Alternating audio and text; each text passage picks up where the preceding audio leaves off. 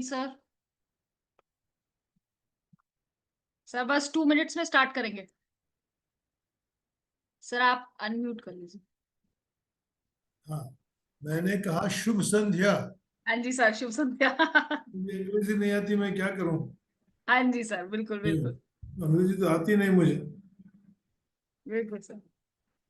नहीं सर, मातृभाषा में ही बोलना चाहिए। जहाँ तक हो सके, जहाँ तक हो सके होना चाहिए है। बिल्कुल सर, बिल्कुल सही बात है। हम तो यही प्रयास करते हैं नेहा जी कि हाँ जहाँ जी। तक हो सके हम अपनी भाषा में बोलेंगे। हाँ और जी। आजकल अपनी भाषा समझना भी लोगों के लिए कठिन हो गया।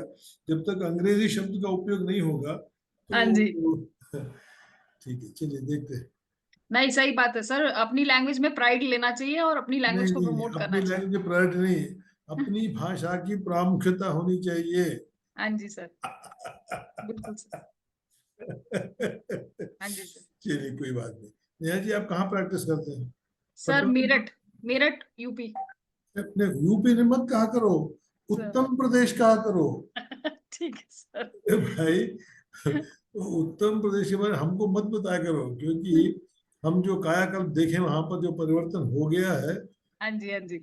हम कभी अपेक्षा भी नहीं, स्वप्न में भी नहीं सोच सकते थे कि उत्तर प्रदेश में थोड़ा सा लॉ हाँ एंड जी। ऑर्डर आ जाएगा।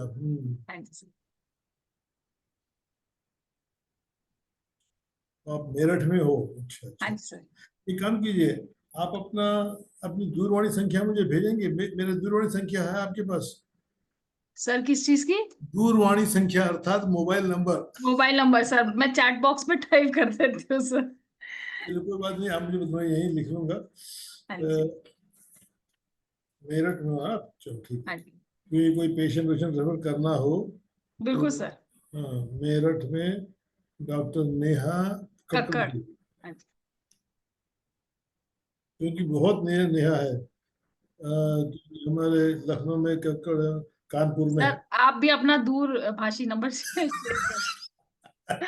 चलिए आप बताइए, नंबर बता दीजिए। सर 0897 897 897 93 93 3 बार 7 3 बार 7 2 4। 2 4। कुछ संख्या अधिक नहीं होगी?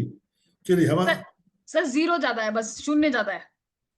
नहीं नहीं, 8 9 7 9 तीन 3 3 बार 7 7 7। 7 2 4। हाँ जी। हमारी संख्या लिख लीजिए। हाँ जी सर। 8 9 5 895 11 11 66 66 764। 764। ठीक है सर। मैं ठीक है सर।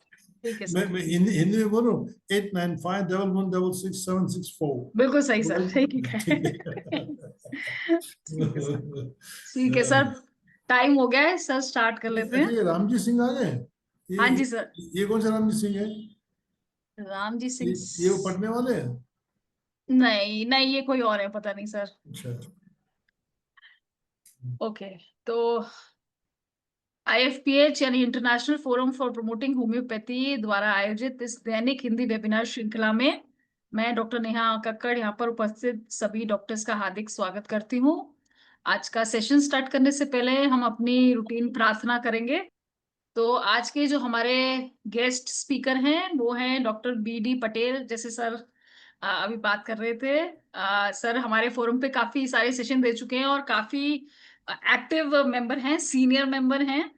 और सर का एक छोटा सा मैं इंटरव्यू वैसे ही देना चाहूंगी। सर जो है BSc और MD होम्योपैथ हैं और post graduate in rehabilitation techniques in Mumbai हैं।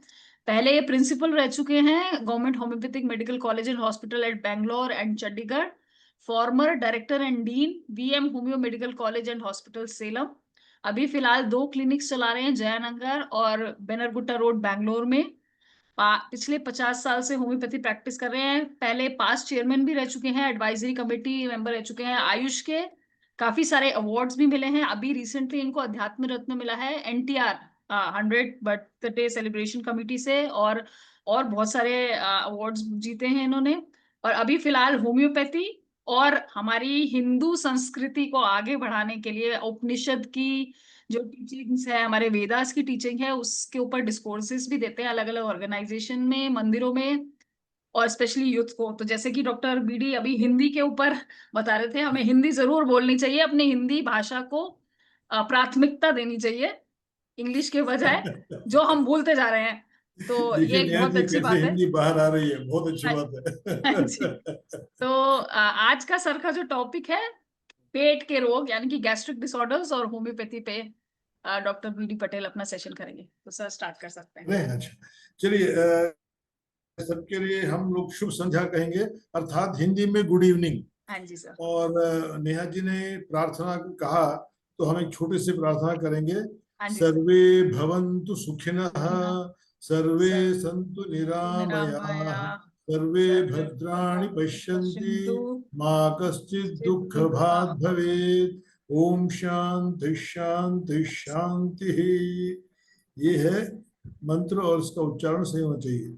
हम हाँ अपना जी अभी पीपीटी प्रस्तुतिकरण शेयर कर सकते हैं। बिल्कुल सर, बिल्कुल।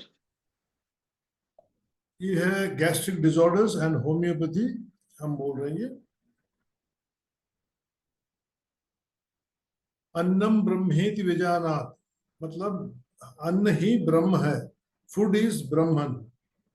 ये है तैत्रीय उपनिषद आनंदवल्ली में दूसरा अध्याय, दूसरा श्लोक है ये।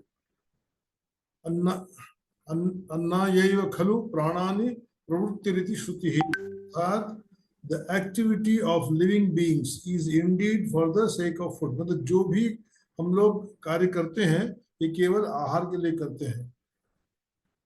अन्नम ब्रह्मेति व्यजानात्, अन्नात् भवन्ति भूतानि, अन्नेन जातानि जीवन्ति, अन्नम प्रयन्त्यभिसंविशन्ति।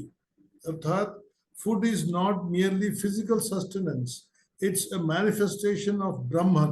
All beings emerge from food, are sustained by it throughout life and eventually return to it.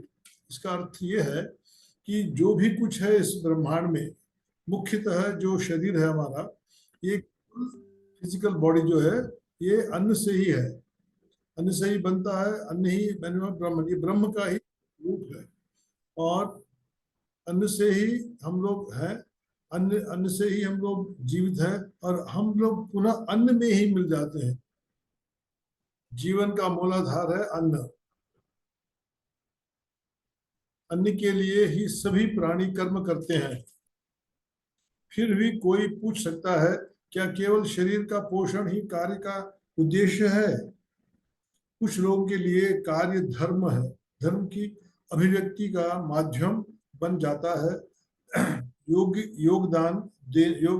योगदान देना, विकसित होना, या अस्तित्व से परे किसी उद्देश्य की अनुभूति पाने का केवल अन्न है। गीता से लेकर मैस्लो तक विचारकों ने इस विकास क्रम पर विचार किया है, जीविका से लेकर आत्म साक्षात्कार तक। एक छोटा सा वीडियो है एक पेशेंट का, आप इसे, ये मतलब ये है लोकल भाषा में बोल रही है, मतलब कन्नड़ा में बोल रही है, लेकिन हम जानते हैं आजकल सारे भारतवर्ष जो भी लोकल भाषा बोलेंगे उसमें 60% अंग्रेजी होगी, चाहे बिहार में जाए, चाहे तमिलनाडु में जाए, चाहे पंजाब में जाए। तो ये ऐसे होगा। आप जरा इसके मुख को देखिए, और ये कैसे बोल रही है सुनिए। इसका आगे इसका हम बाद में बताएंगे, आप देखिए उसको। ಯಶೋಧ ಡೇ ಏನೇನಾಗಿದೆ, ಹೇಗೆ ಎಲ್ಲ ಹೇಳಿ. ಈಗ ಒಂದು ವಾರದಿಂದ ಎಷ್ಟೋ ಪರವಾಗಿಲ್ಲ, ಹೆಚ್ಚಿನ ಕಡಿಮೆ ಆಗಿದೆ. ಅದು ಒಂದು 3 ಡೇಸಿಂದ ಗಂಧೆಗಳು ಕಾಣಿಸ್ಕೋತದೆ ಲೈಟಾಗಿ.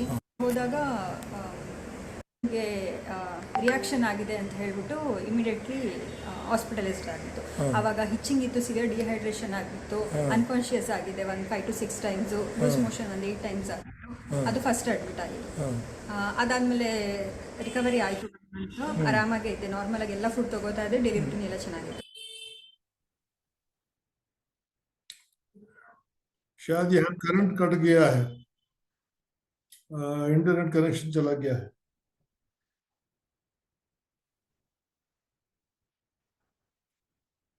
ಎಕ್ಸಾಕ್ಟ್ಲಿ 1 ಮಂತ್ ಆದಮೇಲೆ ಮತ್ತೆ ರಿಪೀಟ್ ಆಯಿತು.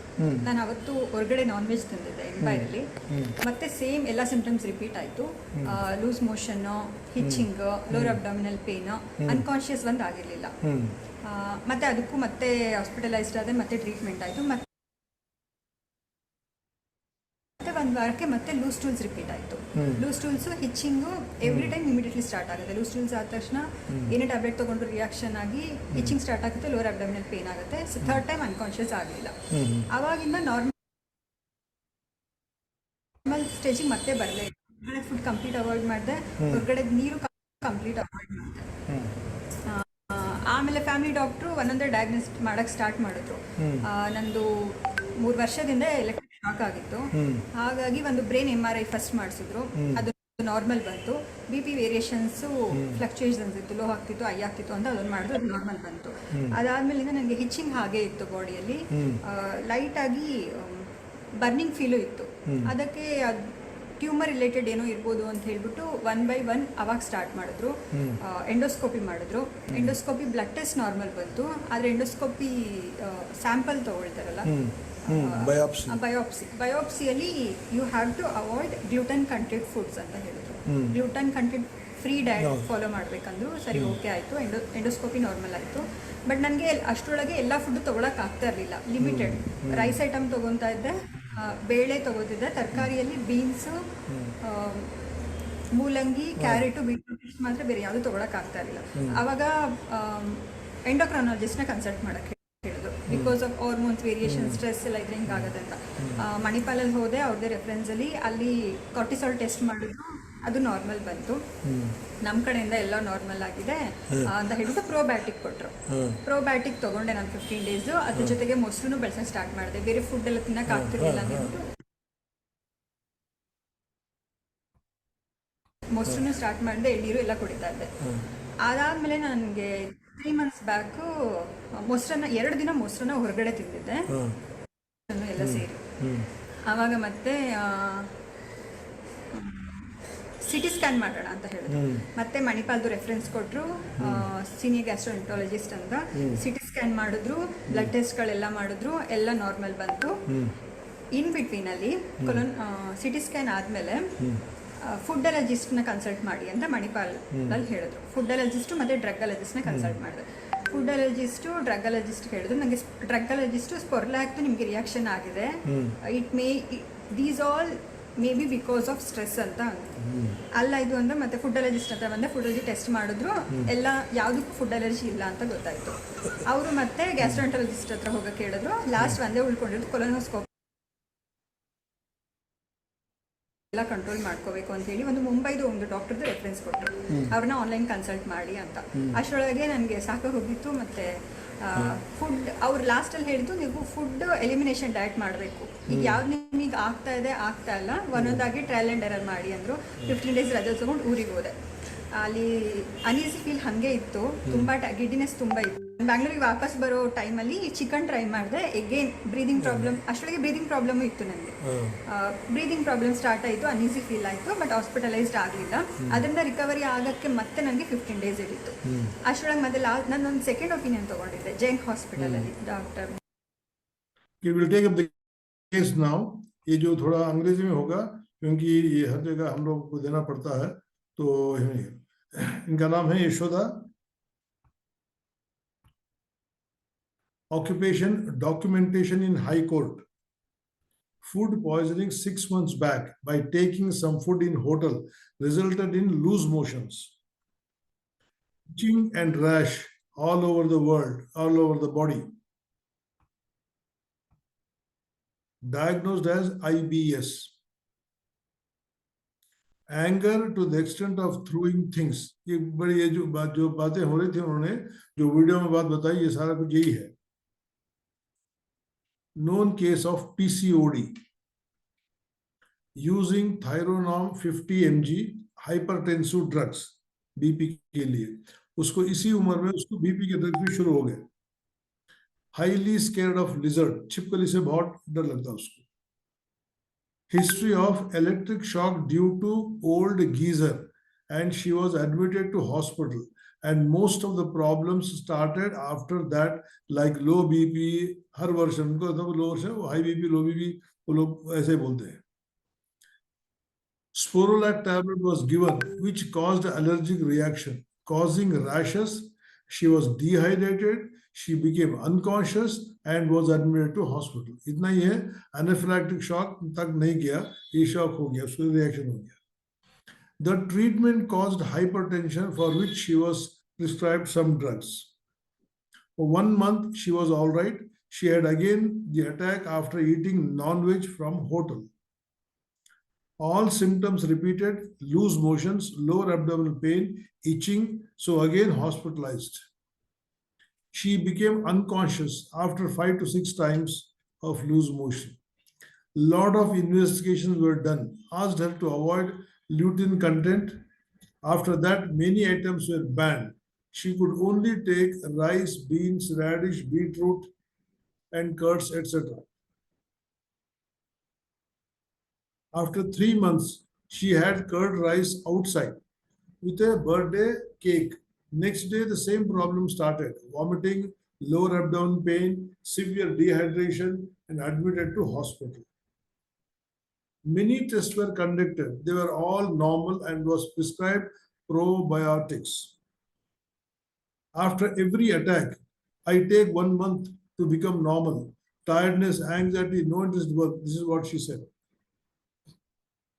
Along with this, I have breathing problem, which I have not mentioned earlier to you. So this video we have taken, मतलब ये जो वीडियो हमने लिया है, ये दूसरे विजिट में लिया है, पहले विजिट में नहीं ले पाए. I changed the doctor. He prescribed anti-allergic tablets with antidepressant drugs, and after some time again I had the attack. इनको antidepressant drugs भी देना शुरू कर दिए क्योंकि anxiety है, allergy है सोचकर. Then I came to you with the reference of my friend. फिर हमारा जो होम्योपैथी इलाज चालू. 10-8-24 मतलब ये 6-8 महीने पहले एक डोज हमने सल्फर वर्निम दिया.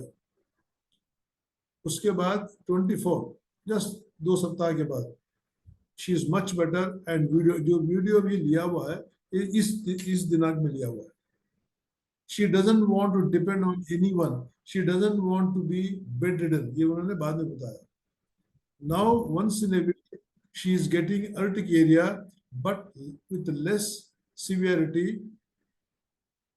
Advised to stop BP tablets. हमने उसको BP tablet बंद करवा दिया और केवल प्लेसिबो दिया.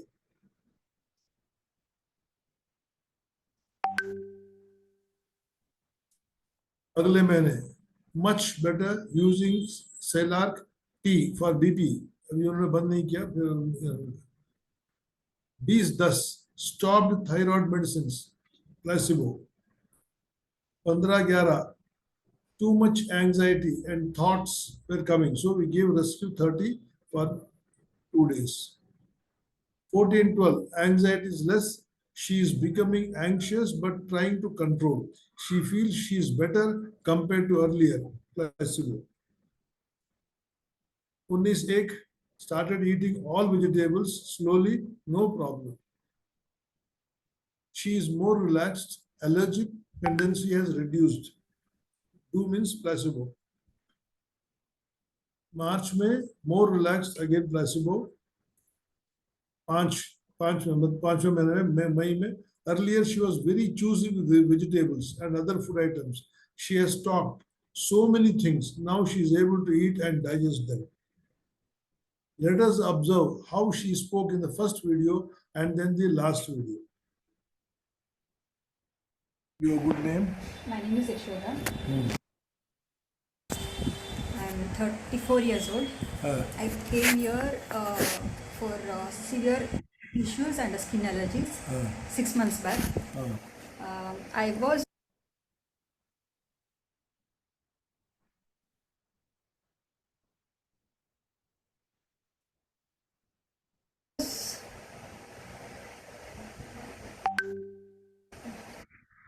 more anxious. I was not able to eat most of the foods. Like I can eat only 2-3 vegetables. That's it. I was on high depression. I was on hypertension. was very weak also, mentally and physically.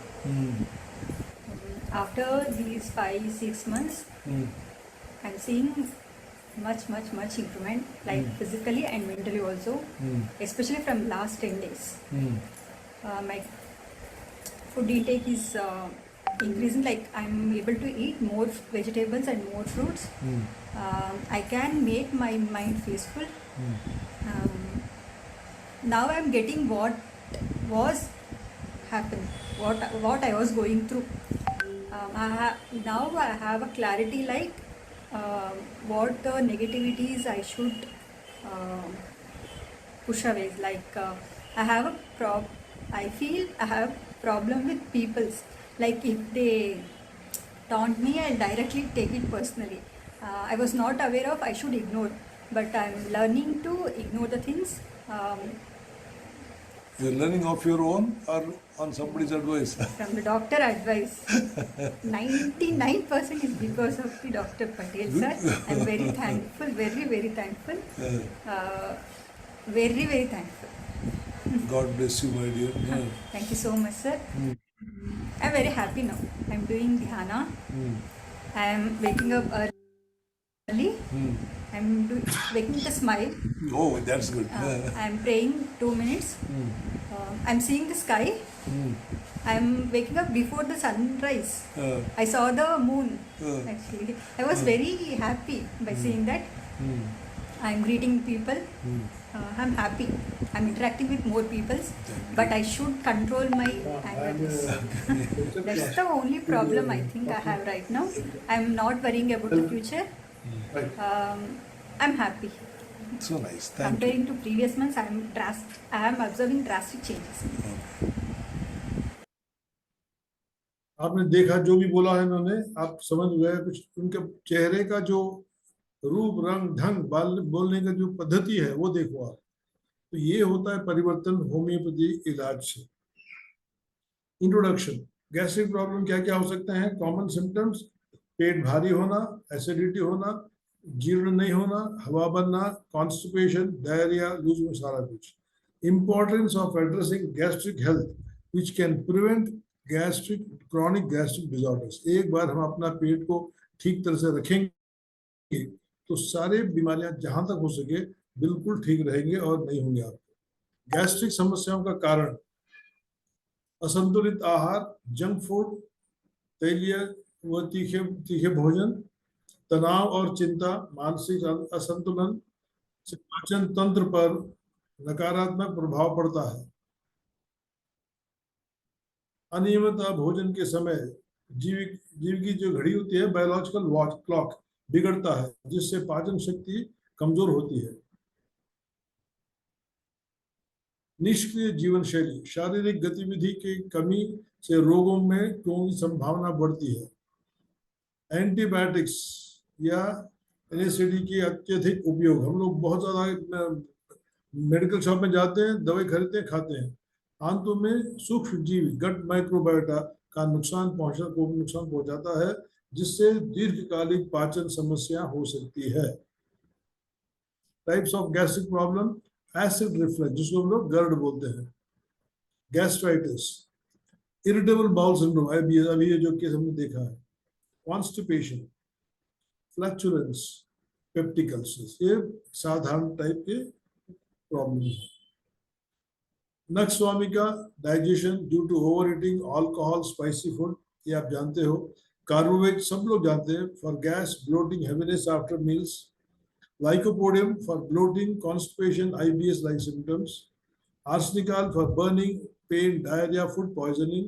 Colocynthis for crampy abdominal pain relieved by bending double.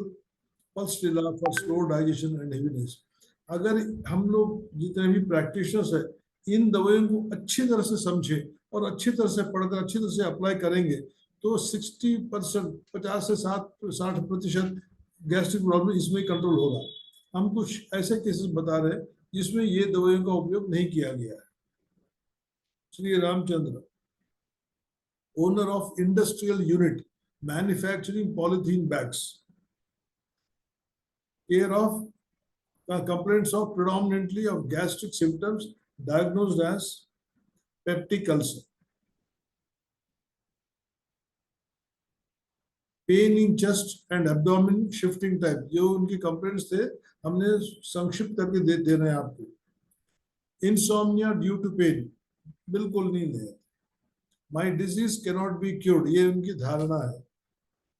Patient is not able to give any other modification even on repeated questioning. ये बहुत बड़े industry के मालिक है, तो हमने कम से कम आधा घंटा उनसे लिया, बस यही निकले और कुछ नहीं। He is on regular H2 receptors antagonists, antacids also been given, and anti-helicobacteria pylori drugs, H pylori drugs जो बोलते हैं वो दे रहे थे, उस पे है। Addiction to sweets,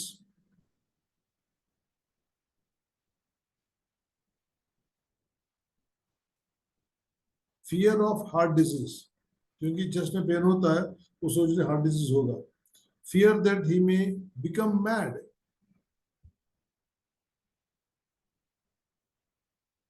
easily loses temper, hits whoever is in front. Earlier used to have regular evening rise of temperature, appetite normal, thirst normal. Diabetes, tuberculosis. Taken homeo treatment in Bombay and Bangalore. Miasmatic diagnosis, tubercular. Treatment plan, the physical symptoms are very vague. We do not have much to prescribe, and at the same time, we have strong mental symptoms.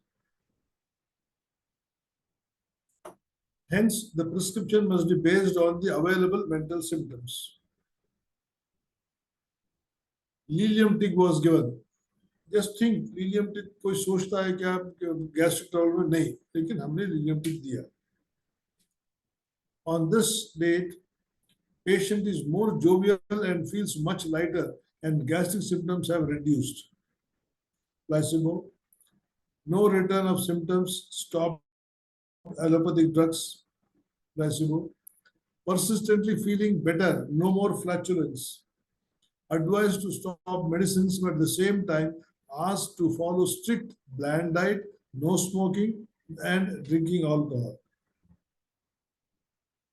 Lilium tick was prescribed considering the following rubrics: fear of heart ailment, fear of becoming mad, pain on falling asleep, this is an important symptom, anger, irascibility, and irritability. Pain on falling asleep was taken as eliminating symptom. The case was worked out on Kent's repertory, and this is the Kent sheet. देख लीजिए आप, calcareous carb is coming first. Next is Lilium tick. We prefer Lilium tick because of the pain on falling asleep. Conclusion: very few of us are aware that Lilium tick is a violent remedy. They can hurt others when irritated, more than even Staphysagrida or Haepasulf. The repertorization was done with Kent repertory. Generally, Lilium tick is thought only in female complaints, but here it has cured peptic ulcer based on mental symptoms. This is what we call as Hahnemannian or Kentanian homeopathic prescription. On the second case, Meera Ramakrishnan. Irritable bowel syndrome. Homemaker diagnosed as IBS, watery stools with mucus which exhausts her, indigestion since childhood, loose motions in general, 9 a.m. to 1 p.m. ज़्यादा होता है. Ayurvedic drugs increase her problem. Very anxious, but her problem is that buzzing and shh sound in left ear. Did not get along with the stepmother. In 1974, she had to face her sister-in-law, who was schizophrenic. Just by seeing her, she used to get frightened, and that might have triggered the condition. मतलब उसकी उनकी जो पति की बहन थी, वो schizophrenic थी. जब भी उसको अटैक आता था, इनको देखकर बहुत डर लगता था. Easily gets frightened. Introvert, doesn't mix up with the people easily. sensitive, gets upset over small things. Her father couldn't devote time towards her as he was a minister and a professor, very busy all the time. Brooding, religious, fastidious, wants always the company of somebody. Now the husband is also not able to devote time towards her. ये बहुत strong symptom है. This is a strong feeling which he expressed to us. मैंने जो 4 डाला हुआ है, there is a 4th degree. Dreams of she and her father involved in a murder and police is about to catch them. Please see the symptoms. Anxious at a given appointment. Doctor पास जाना है तो 2 घंटे पहले तैयारी. Desires open air, loves sweets, milk, sour things, especially pickles. Extreme debility and prostration. Ear infection, left ear drum perforated. Family history. Mother had some neurological problem and died with that disease. Mother died at the age of 9 of this lady. She was 9 years, the mother died. Couldn't get along with the stepmother. She was partial towards her. She has 2 children. Used some antidepressants. Frequently changes doctors, prefers homeopathy medicine.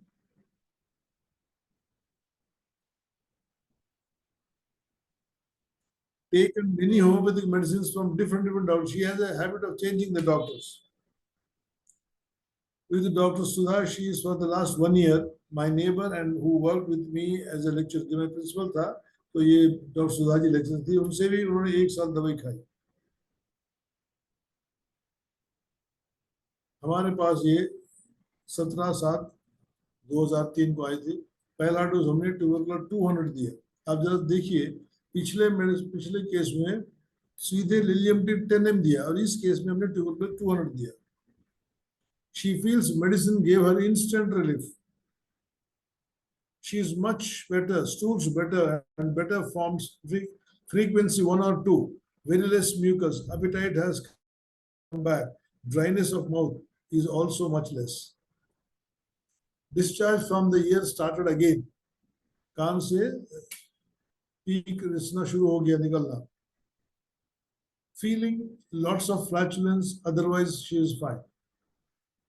She went to Delhi and ate everything like puri, jalebi, paneer, but she did not have any problem. The discharge from the ear is persisting, but only half a drop of pus. Once in 3 days. So no odor, koi smell nahi. Gained 1 kg of weight, so placebo. She is fine, no much problem. Why tourism was prescribed? You people, all of you have to think. Now this is another case. 27 years software engineer, Bangalore. First pregnancy, 3 months. Very violent vomiting. Admitted to hospital. Drips and other treatment for 3 days was given.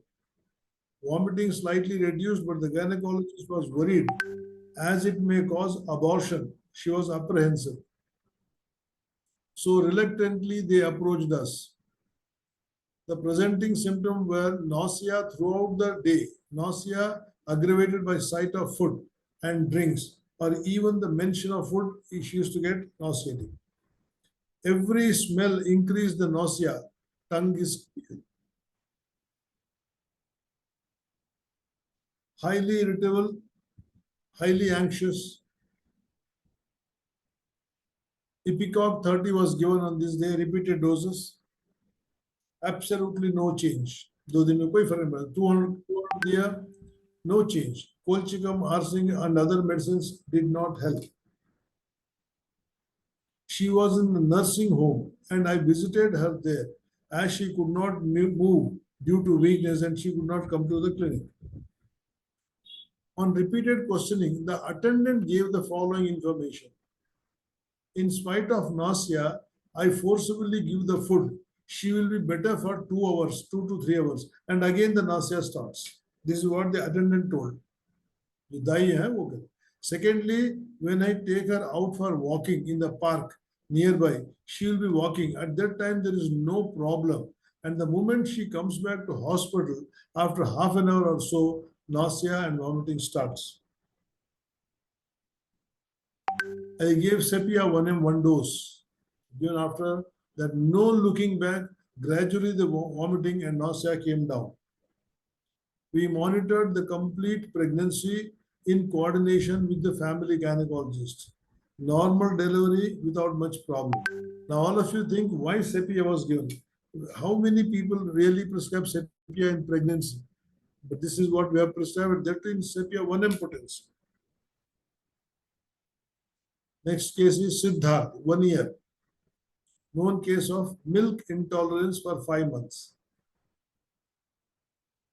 Diarrhea after mother's milk, milk intolerable, stools sometimes watery, sometimes pasty, and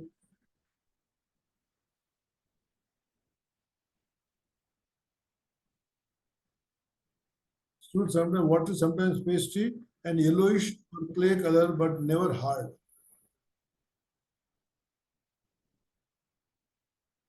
Variability of the color and consistency of stools. Appetite good, eats well, but not gaining weight. Frequent urination with moderate quantity. Family history, no family history of similar type of complaints. Pregnancy was normal and delivery was also normal. No tensions to the mother during pregnancy. Dominant miasm is SORA. So we gave Pulsla 30 repeated dose. No change. On further interrogation, mother informed that the child strains while passing stool. We gave Illumina 10M 1 dose. See the age of the child and see the potency what we have prescribed. Many people ask, sir, आपने ये कैसे दे दिया? Within 1 week, there was improvement. Number of stools have come down. Passing only 1 stool per day. Able to digest mother's milk. ये बड़ी बात है. Stools normal inconsistency. No recurrence of symptoms. Now think why it was prescribed. Conclusion, Illumina was prescribed on the basis of soft stool passed with great straining.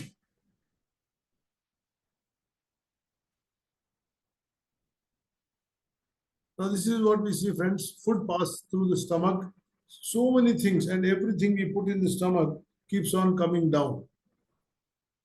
Cake है उसमें, pizza है उसमें, burger है उसमें, कचौड़ी है उसमें, जो चाह सब कुछ डालो वो निकलता जाएगा.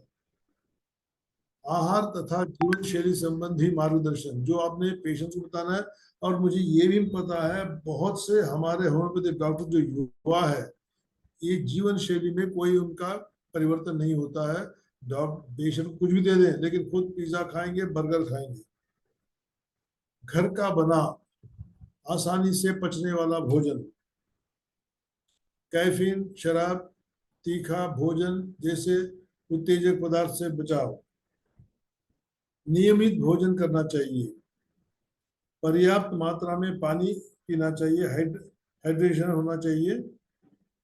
तनाव प्रबंधन, योग और ध्यान का अभ्यास, ये वो सारी बातें करनी चाहिए. सबको करनी चाहिए और पेशेंट को हम लोग बताना चाहिए. बेसिलिनम जो है recommended for digestion link to stress. Stress के साथ जो समस्या होती है उसके लिए 1 डोज बेसिलिनम बीच में दीजिए अगर आवश्यकता हो तो. एंट्रोपोसिनम, ये एंट्रोपोसिनम फिकैलिस है. This may be helpful for gut issues caused by stress or anxiety. Bovis, Bacillus bovis, remedy that might help restore balance in the gut in case of digestive disturbances. Work on these drugs indications. मैंने नाम बताया, आपको अच्छी तरह से पढ़ना चाहिए. ये जो नोसोड्स हैं या सार्कोड्स हैं हम लोग पढ़ते नहीं है. इसको चलो टीबी है तो ट्यूबरकुलोसिस दे दिया, सोरेनियम है तो सोरेनियम दे दिया, ऐसा नहीं करना चाहिए. इसको पढ़कर it should be used as a specific medicine depending on the symptoms. ये जो भोजन है हमारा सात्विक भोजन, चाहे दक्षिण भारत का हो चाहे उत्तर भारत का हो, घर का बना, बस ये दाल रोटी खाओ, प्रभु के गुण गाओ।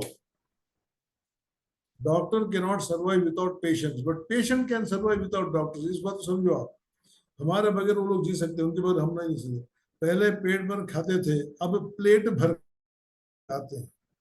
Don't be malnourished, but and don't be malnourished also.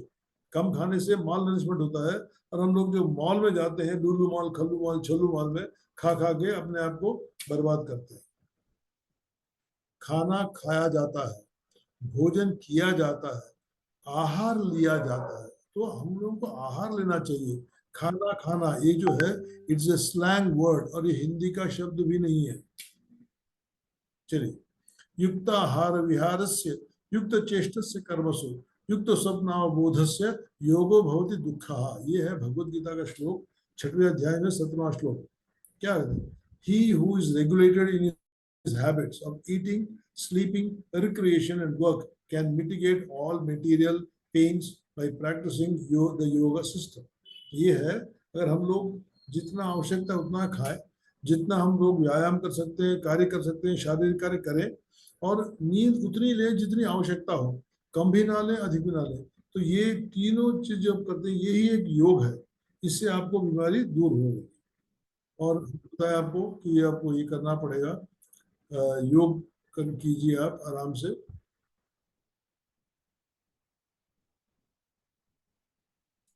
अभी कई लोग बोलते हैं सर मांस मच्छी नॉन वेज खाएं तो प्रोटीन कहाँ से आएगा, हीमोग्लोबिन। ये हम आपको दिखाना चाहते हैं। हनुमान जी इतने पहाड़ को उठा के ले आए, पहाड़ को लगे और छोड़ कर आए, उन्होंने कोई मांस मच्छी नहीं खाई। He was vegetarian and he didn't go to any gym. योग करते थे और व्यायाम करते थे और घास फूस मतलब शाकाहारी थे। Role of constitutional treatment in homeopathy. Chronic tendencies will be cut off. Inherited susceptibility can be reduced. Deep acting remedies, sulfur, phosphorus, LIGO, graphitis should be used to help the patients. Avoiding suppression of symptoms. People avoid that. हम लोगों को भी suppress करना, avoid करना चाहिए. Importance of diet and counseling is very much essential. Her patient जब भी आएगा, कोई गैस्ट्रिक प्रॉब्लम्स आएगा, तो आपको भोजन क्रिया के बारे में, दिनचर्या के बारे में, दिन शैली के बारे में बताना आवश्यक है। दवाई भी दीजिए और ये भी बताइए। उपचार में चुनौतियां क्या है? स्वयं औषध लेना, क्योंकि कई लोग आजकल हो गया मेडिकल शॉप गए, होम्योपैथी दवाई भी खरीद के खाने शुरू कर दिए। ये बहुत बुरी बात है। चिकित्सक के निर्देशों का पालन न करना। हम लोग जो बताते हैं पेशेंट फॉलो नहीं करता है तो उसको लाभ नहीं होगा। रोग की देर से पहचान या उपचार में विलंब। आज अभी शाम को हमारा एक पेशेंट आया था, मैंने कहा भैया देखो आपको सब कुछ ठीक हो रहा है, थोड़ा योगासन करो साथ में। सर हमको टाइम नहीं मिलता सर, बच्चों को देखना, ये देखेंगे। ये सारी बातें ठीक है, हम लोग सुनेंगे, शरीर नहीं सुनेगा। निष्कर्ष ये है, रोगी का शारीरिक, मानसिक एवं भावनात्मक स्थिति तथा उसकी प्रतिक्रियाएं मोडालिटीज लेनी चाहिए। होम्योपैथी गैस्ट्रिक प्रॉब्लम्स लिए व्यक्तिगत एवं सुरक्षित राहत प्रदान करती है। यह केवल लक्षणों को नहीं बल्कि मूल कारण का उपचार करती है। जब इसे उत्तम जीवन शैली के साथ अपनाया जाए तो यह अत्यंत प्रभावी सिद्ध होती है।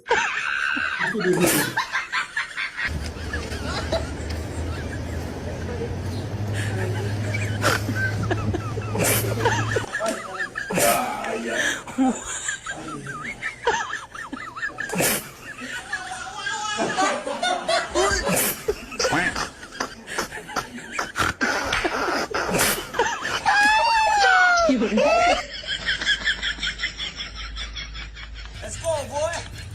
Let's go, boy!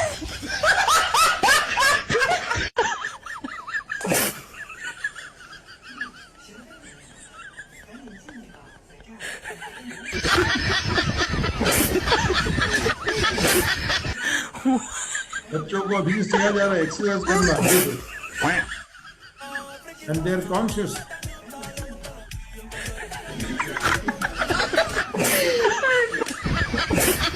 पेट कम करने के लिए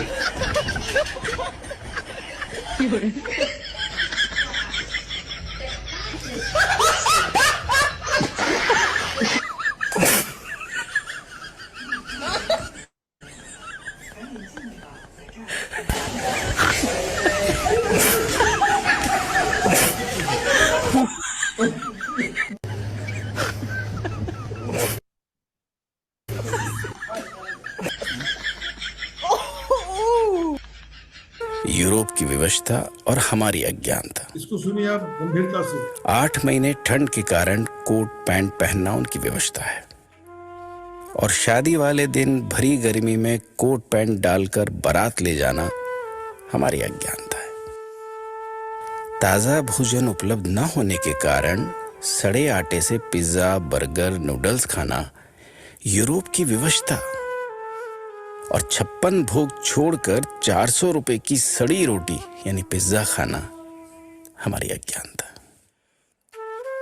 ताजे भोजन की कमी के कारण फ्रिज इस्तेमाल करना यूरोप की विवशता और रोज ताजी सब्जी बाजार में मिलने पर भी हफ्ते भर की सब्जी फ्रिज में ठूस सड़ा कर खाना हमारी अज्ञानता है। जड़ी बूटियों का ज्ञान न होने के कारण जीव जंतुओं के मांस से दवाएं बनाना उनकी विवशता और आयुर्वेद जैसा महान चिकित्सा होने के बावजूद मांस की दवाइयां उपयोग करना हमारी अज्ञानता है।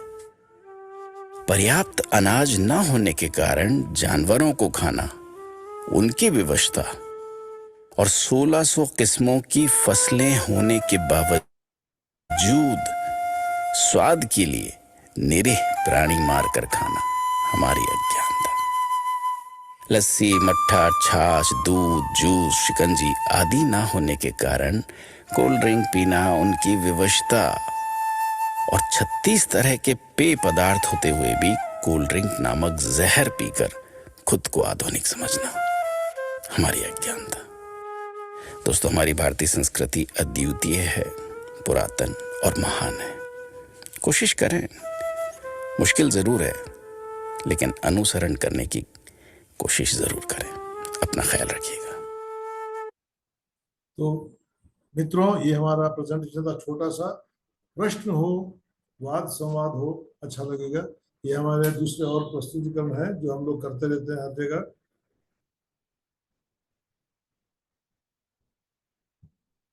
कोई प्रश्न हो, हमारा नंबर आप नोट कर लीजिए, ईमेल नोट कर लीजिए, लिख लीजिए। जब भी कोई प्रश्न पूछना हो सीधे फोन कीजिए, हम फोन उठाएंगे। सुबह 9 से लेके शाम के 9 तक, 9:30 तक हम फोन उठाएंगे। आप अवश्य फोन कीजिए, संपर्क कीजिए, हमारे साथ बने रहिए। धन्यवाद। और नेहा जी, कोई प्रश्न हो तो हमें बताइए। हाँ जी सर, काफी बड़े आपने केसेस दिखाए सर, और जिस तरह से आपने बताया वही जो होलिस्टिक हीलिंग है। बोलिए। यहाँ पे सर मृदुल सानी सर और राम परवेश सर कुछ कहना चाह रहे हैं। सर मृदुल सर, अनम्यूट कर लीजिए। हाँ जी सर। मृदुल जी तो आ गए हैं, बस उनको देखते ही हमारी आत्मा संतुष्ट हो गई है। राम प्रसाद जी, और आपको हमको देख करके आत्मा संतुष्ट हो जाता है। आप इतना अच्छा वीडियो दिखला रहे थे। लेकिन पटेल साहब, एक बात मैं बताऊं, मुझे आज भी वो जो फास्ट फूड खाने का बड़ा आदत है। मैं खाता रहता हूँ और बीमार पड़ता रहता हूँ, तो कभी कभी। आपकी ध्वनि थोड़ी कम आ रही है सर। जी सर, ध्वनि कम आ रही है आपकी। आवाज कम है? हाँ बिल्कुल, आवाज कम है। ठीक है। मैं मुझे ये सब स्पाइसेस और ये सब खाने में बड़ा आनंद आता है। लेकिन पेट में बीमार पड़ने के बाद में बनी हुई है, बड़ा विचित्र स्थिति होता है हम लोगों, जबकि हम लोग इस तरह का स्थिति को संभाल नहीं पाते हैं, है ना। तो क्या करें। तो इसमें हम हाँ, लेकिन मैं योगा डेली करता हूँ। योगा डेली करता हूँ, प्राणायाम भी करता हूँ, और कभी कभी दलिया भी जरूर खाता हूँ। अब तो फिर आपको कोई समस्या हुई नहीं चाहिए। अभी तो हम प्रतिदिन शीर्षासन करते, मैंने जो दिखाया है, हर रोज हम शीर्षासन करते हैं सुबह 10 मिनट तक। मैं जब से गिर गया हूँ तो शीर्षासन तो नहीं कर सकता हूँ, लेकिन मुझे कुछ आसन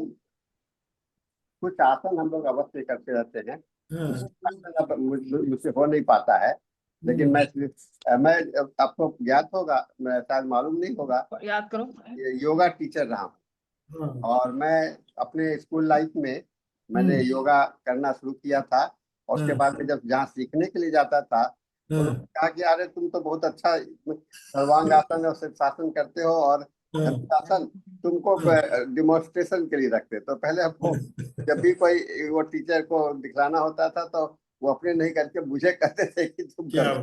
क्या बात है मैं सर। करता था हाँ, और करने के साथ में मुझे अच्छा लगता था।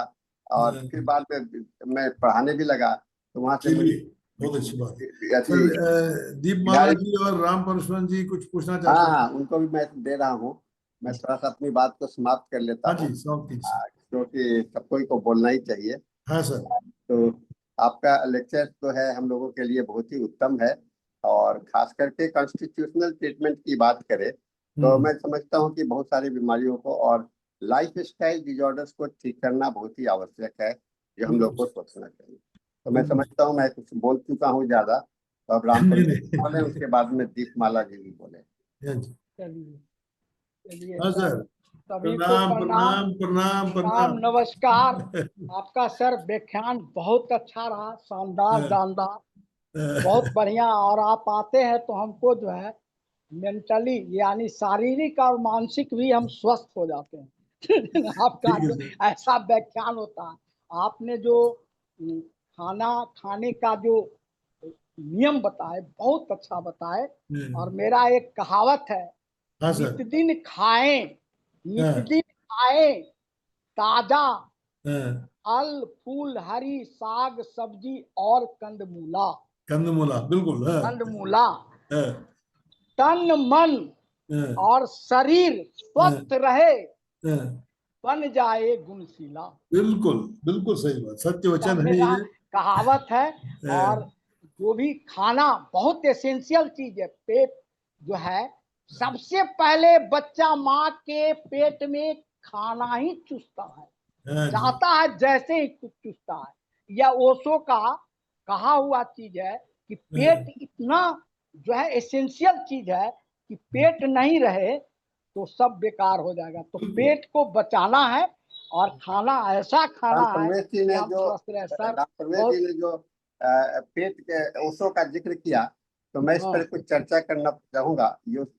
ओशो ने कहा कि मनुष्य का शरीर जो है तो उसमें किस चीज के लिए बना है। तो उन्होंने बताया कि गाय बैल होते हैं, वेजिटेरियन जो जितने भी जानवर होते हैं उनका इंटेस्टाइन जो है सो बहुत लंबा होता है। बिल्कुल बिल्कुल। और हम लोग का भी इंटेस्टाइन कुछ छोटा नहीं है, हम लोग का भी इंटेस्टाइन बहुत बड़ा है, लंबा है। लंबा है।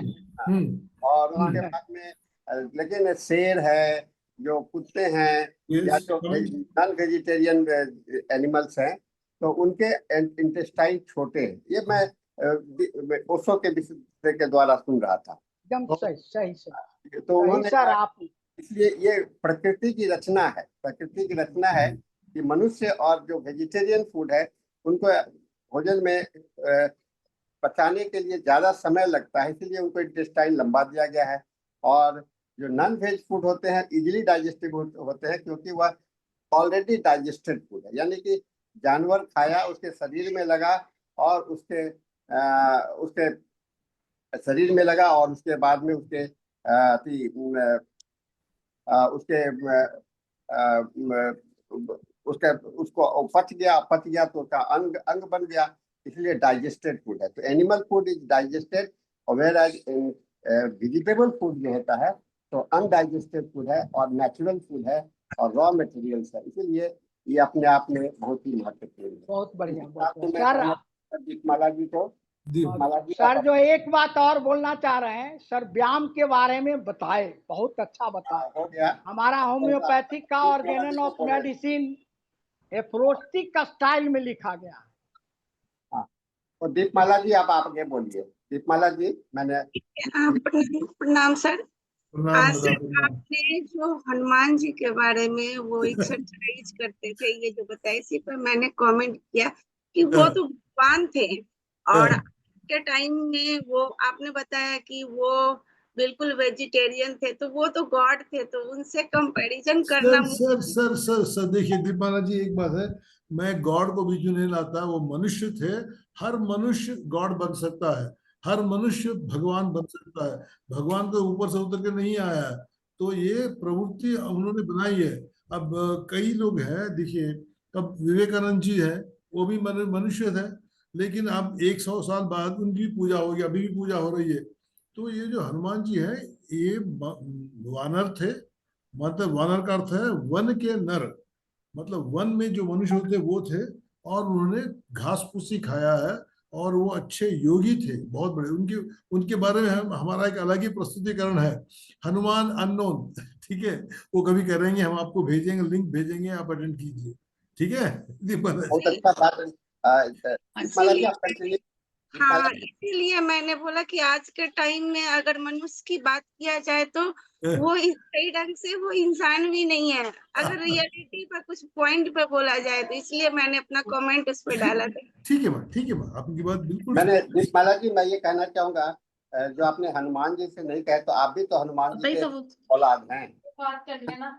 आप भी तो, हम लोग सभी कोई तो हनुमान जी के और बंदर प्रजाति से हम लोग आए हैं, तो हम लोग के अंदर में भी वह गुण है, इसलिए घबराना नहीं चाहिए, हम लोग हो सकते हैं। सर, मैं यहाँ पे यही कहना चाहूंगी, जो डॉक्टर पटेल ने बताया कि योगा और जो हमारे वेदों में लिखा है उसकी फिलॉसफी और होम्योपैथी की फिलॉसफी बहुत आपस में मैच करती है। मैं गलत कह रही हूँ सर? ना ना, एक हमारा प्रस्तुतिकरण है, हाँ जी। वो बिल्कुल, homeopathy is equal to Veda. Yes sir. तो उसका हमारा अलग है। कभी सहानी जी, मृदुल जी कभी जो जो बोलेंगे, जो बोलेंगे। एनर्जी, जो सूक्ष्म शरीर की बात की जाती है वेदों में, चलिए, सूक्ष्म आपको मैं आपकी बात काट रहा हूँ अभी। हाँ जी। हमारा है पंचकोश और होम्योपैथी, ये हमारा विषय है। हाँ सहानी जी। जी कब जब भी चाहेंगे तो हम वो भी करेंगे कि सर, आपका अगला लेक्चर इसी पर हो। बस मैं एक अपना सर, बस मैं एक अपना पर्सपेक्टिव ये दे रही हूँ कि जो हाँ सर, सूक्ष्म शरीर होता है, बिल्कुल। हमारी जो दवाई है वो सूक्ष्म शरीर पे काम करती है। कारण शरीर पर नहीं करती है, ठीक। हाँ हाँ, मतलब जो कारण शरीर है उसके ऊपर इफेक्ट आता है, लेकिन जो एक्ट करती है, जो हम माइंड सिम्टम्स लेते हैं, जो बिल्कुल। साइकोलॉजिकल सिम्टम लेते हैं, वो सूक्ष्म शरीर, और जो वो बताए गए हैं, जो 5 हमारे शरीर होते हैं, जिसे हम ऑरा भी कहते हैं रेकी में। नहीं नहीं, वो अब अंग्रेजी का प्रयोग मत करो, पंचकोश कहते हैं, हाँ जी, पंचकोश। पंचकोश। तो मैं हाँ, हिंदी का वो वर्ड मैं नहीं बोल पा रही होंगी शायद। मैं तो बता मैं रहा ये हूँ कह ना, रही हूँ। हाँ जी, हाँ मैं जी। हूं ना। हाँ जी सर। तो मतलब जितनी मेरी नॉलेज है मैं उस हिसाब से बता रही हूँ कि सूक्ष्म शरीर पे एक्ट करती है, और ये एक तरीके की, जिसे हम कहते हैं ना, भगवान की एनर्जी है होम्योपैथी। बिल्कुल बिल्कुल। बिल्कुल। तो उसको हम अगर सही तरीके से माइंड सिम्टम लेके हम अप्लाई करते हैं तो वंडरफुल रिजल्ट्स आते हैं। ठीक। बहुत ही बढ़िया रिजल्ट आते हैं। नहीं। और एक होम्योपैथ को स्पिरिचुअल होना बहुत जरूरी है मेरे हिसाब से, और साइकोलॉजिस्ट होना भी बहुत जरूरी है। ये दोनों चीजें अगर क्वालिटी होम्योपैथ में होती है तो उसकी ऑब्जर्वेशन पावर बढ़ जाती है, और उससे उसकी प्रैक्टिस एक एक लेवल और बढ़ जाती है। बस मैं यही नेहा जी, बहुत अच्छा आपने कहा, एक बिल्कुल होम्योपैथ का स्पिरिचुअल होना बहुत जरूरी है।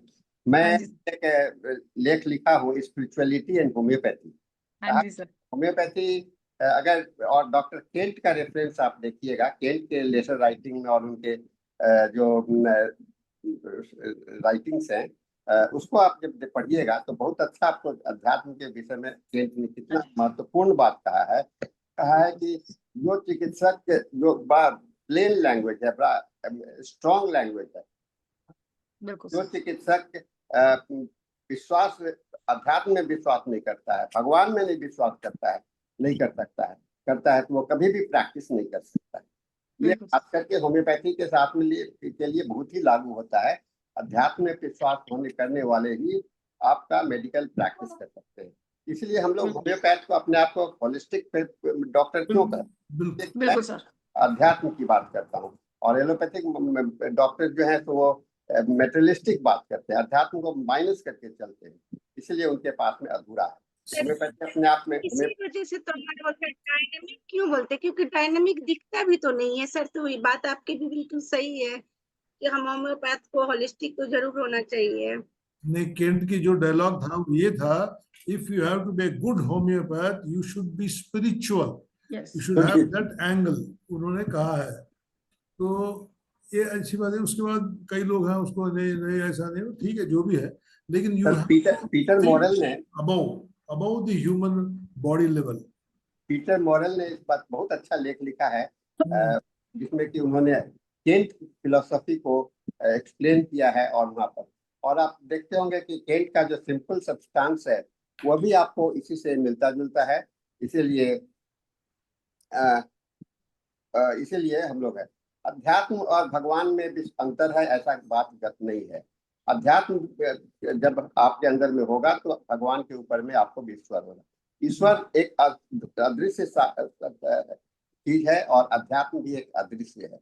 इसीलिए सर कभी आप अवकाश देंगे तो अवश्य बोलेंगे सर। मैं आपको आज ही आपका बुकिंग हो गया सर, आज ही आपका बुकिंग हो गया। पंचकोश और मेडिसिन, पंचकोश और औषध कैसे काम है? अंग्रेजी बता दीजिए सर।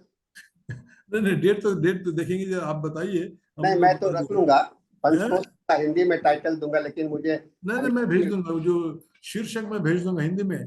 आप भेज दीजिए सर। मैं आप अंग्रेजी में शीर्षक दे दीजिए, हो जाएगा, ठीक है ना। अंग्रेजी हम कम प्रयोग करेंगे, क्या करेंगे, पेशेंट का केसेस से अंग्रेजी में करेंगे, लेकिन जो बोलेंगे तो हम अपनी भाषा में बोलेंगे, हिंदी में। बिल्कुल बिल्कुल बिल्कुल। तो सर इसके साथ लोगों का सर आप अपनी भाषा में ही आप बिल्कुल बहुत सही बोलते हैं, जो कि सबको समझ में आता है। जी अब सेशन समाप्त हो गया है, 8 हो गया है। नेहा कक्कड़ जी कंक्लूड करेंगे। हाँ जी सर। हाँ तो सर डॉक्टर बीडी पटेल जी का मैं बहुत हार्दिक धन्यवाद करती हूँ आज के सेशन के लिए, और हम अपनी भी हिंदी इम्प्रूव करेंगे सर। और हिंदी में वृद्धि लाएंगे। बिल्कुल सर, हिंदी में वृद्धि लाएंगे। और नेक्स्ट सेशन जिस तरह से डॉक्टर बीडी पटेल ने कहा पंचकोश और होम्योपैथी, उसके ऊपर हम वेट करेंगे उस सेशन का, कि उसमें हमारा भी और ज्ञानवर्धन हो। तो आज का सेशन हमारा हिंदी का यही समाप्त होता है। धन्यवाद सभी को। बिंदु राज नेक्स्ट। हाँ जी, डॉक्टर बिंदु राज को मैं हैंड ओवर करती हूँ इंग्लिश सेशन के लिए। डॉक्टर बिंदु राज।